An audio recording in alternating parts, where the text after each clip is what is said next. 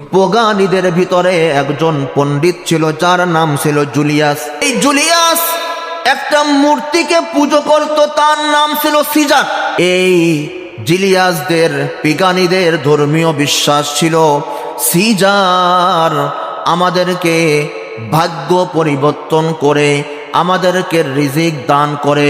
সুতরাং বৎসরের শুরুতে যদি এই সিজানকে খুশি করা হয়, তাকে ভালো করে পুজো করা হয়, তাহলে আশা করা যায় আগামী বৎসরটা আমাদের ভালো যাবে।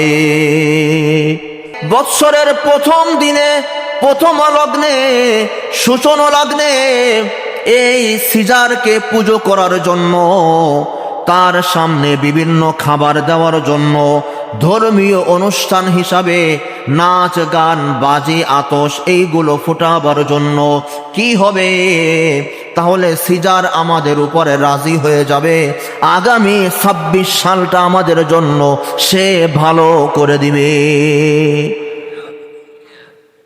এটা ছিল তাদের ধর্মীয় বিশ্বাস।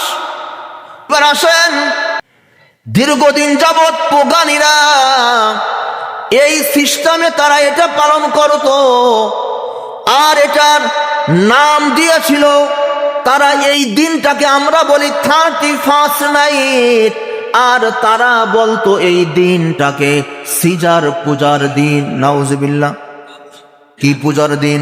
সিজার পূজার দিন।